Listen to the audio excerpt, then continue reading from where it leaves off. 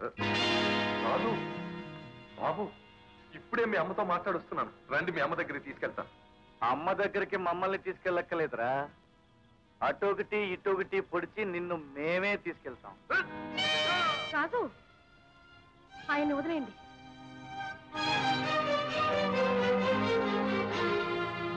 కటికి టికెట్లో అడవిలో తిరిగి ఇలాంటి మృగాల్ని పట్టుకునేది పిడిచి పెట్టడానికి కాదమ్మా, పుడిచి పారేయడానికి. ఆ మృగాలు బ్రతికుండగా ఉపయోగపడకపోయినా చచ్చిన తర్వాత ఉపయోగపడతాయిరా. ఇటువంటి వాళ్ళు చచ్చి ఉపయోగం లేదు, బ్రతికి ఉపయోగం లేదు. ఇలాంటి వాళ్ళతో ఉపయోగం లేకపోయినా అపకారం చేస్తారమ్మా. తల్లికి పిట్టని, పిట్టకి తల్లిని, ఇంటికి ఇల్లాల్ని, ఇల్లాల్ని ఇంటికి కాకుండా చేస్తారమ్మా. అందుకే ఇటువంటి వాళ్ళ కాళ్ళు చేతులు తల నరికి నరికి పొగులు పెట్టాలమ్మా. అది కాదు బాబు, కొంచెం ఆలోచించండి. నేను మీకు తండ్రిని. ఇలాంటి తండ్రుల్ని చంపడానికి పురాణాల్లో కూడా పర్మిషన్ ఉందిరా పిచ్చి తండ్రి. ప్రహ్లాదుడి కథ తెలుసుగా. చంపిన వాడు ఇక్కడే ఉన్నాడు, చావలసిన వాడు ఇక్కడే ఉన్నాడు. అటు చూడు. లేదు బాబు, నేను చేసిన పాపాలకి చాలా సిగ్గుపడుతున్నాను. సిగ్గుపడితే చేసే పాపం పోదురా. నువ్వు చేసిన పాపానికి నేను పుట్టాను, నేను పుట్టిన పాపానికి నా తల్లి పతితయింది. నా తల్లి పతితైన పాపానికి నేను రౌడీనయ్యాను. నేను రౌడీనైన పాపానికి నీ ప్రాణం తీయాలి. రోజు రోజుకి నీ పాపం వడ్డీ మీద వడ్డీ పెరిగి చక్ర వడ్డీ రూపంలో నరకానికి పంపుతుందిరా. అన్నయ్య వేసే. రాజు, అమ్మా, ఇన్నాళ్ళు నువ్వేం చెప్పినా విన్నా. వద్దన్న ప్రతిదానికి చేతులు కట్టుకున్నాను. కానీ కామం కళ్ళు కప్పిన ఇలాంటి రాక్షసుడు చీకట్లో చేసిన పాపం పెరిగి పెరిగి ఎంత మహాశక్తి అవుతుందో, ఆ శక్తికి ఎంత శక్తి ఉంటుందో చెప్పాలమ్మా. ఈ వెధవ చస్తే కానీ ఇలాంటి వెధవలు కళ్ళు తెరుచుకోరమ్మా. రాజు, ఆయన్ని చంపడానికి వీల్లేదు. ఎందుకు వీలేదు? నేను మాటిచ్చాను. దేవుడి మీద ప్రమాణం చేసి మరీ మాటిచ్చింది. మాటిచ్చావా? ఇస్తావమ్మా, నువ్వేమైనా ఇవ్వగలవు. నీది విశాలమైన హృదయం కదూ. ఏం చేసినా మీ ఆడవాళ్ళకి చెల్లింది. శపథం చేసి ప్రాణాలు తీయించగలరు, మాటిచ్చి ప్రాణాలు కాపాడనగలరు.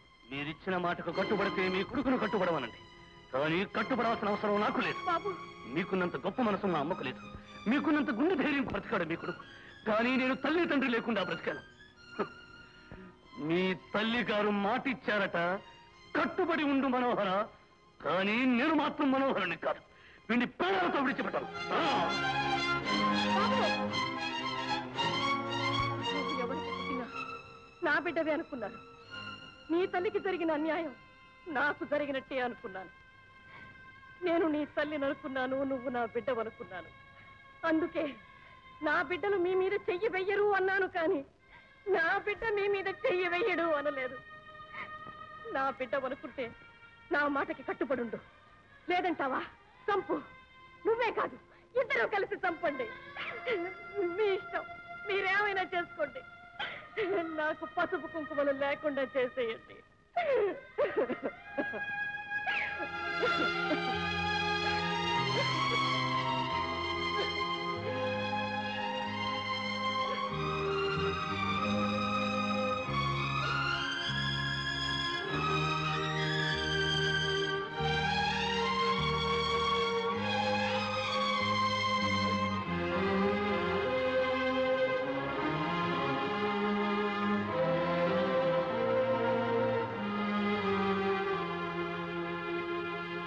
అన్నయ్య, అన్నయ్య, ఏమిటిది? దీపకు పెళ్ళా? అవును. నాకు తెలియకుండానే వంతుల్ని చెప్పమన్నానే. ఎవరితోటి పెళ్లి? మా అబ్బాయితో. దానికి ఇష్టం లేని పెళ్లి ఎలా చేస్తావు? ఎలాగే ఉందమ్మా, మామూలుగానే. నలుగురు మనుషులను పెట్టి కాళ్ళు చేతులు కట్టించేసి మెళ్ళలో తాళి కట్టించేస్తాను. ఆ ఏర్పాట్లు జరిగిపోతున్నాయి. ఇన్నాళ్ళు నిన్ను నమ్మి ఇంటి బాధ్యత అంతా నీకు అప్పగించినందుకు దాని జీవితం నాశనం చేస్తావా? అయ్యయ్యో, ఏం చేశామమ్మా? దాన్ని ఏమన్నా విషం పెట్టి చంపేశావా, కత్తి పెట్టి పొడి చేశావా?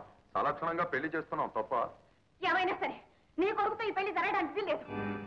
ఆ జైలుకి వెళ్లే వాడితోనే జరగాల? నీ కొడుకు వచ్చింది ఆ జైలు నుంచేగా. అమెరికా, లండన్ అని చెప్పినంత మాత్రాన నమ్మకంత పిచ్చిదాన్ని కాదు నేను. ఈ పెళ్లి ఎలా జరుగుతుందో నేను చూస్తాను. నువ్వు చూసే వరకు ఆగదు, నువ్వు చూడటానికి రాకపోయినా ఆగదు. పంతులు, అయ్యా, చెల్లై తొందరపడుతుంది, కాస్త బందోబస్తు చేయండి. ఏమిటమ్మా ఈ మూర్ఖత్వం? ఏ తల్లైనా కొడుకు చెడిపోతున్నాడు అంటే కట్టుదిట్టంలో పెడుతుంది. చెడ్డ పనులు చేస్తున్నాడు అంటే కట్టుబాటులో ఉంచుతుంది. కానీ చెడు జరగకుండా చూసే కొడుకుని తల్లి ఆపుతాం నేనెక్కడ చూడలేదు. అమ్మా, ఆ రోజు నేను అతన్ని చంపబోతుంటే నా బిడ్డ లాంటి వాడివి ఆగమన్నా. నేను నీ మాట కట్టుబడ్డాను. ఈ రోజు నిజంగాను నా తల్లి లాంటి దానివి అయితే, అతను నా అన్నయ్య అయితే, నాకు అన్యాయం జరుగుతుంటే చూస్తూ ఊరుకుంటారా? అమ్మా, నీకు కావాల్సింది అతను చంపకుండా ఉండడమేగా. అతని మీద చేయెత్తకుండా దీపకి బాబుకి పెళ్లి చేస్తాను. ఏమంటావమ్మా?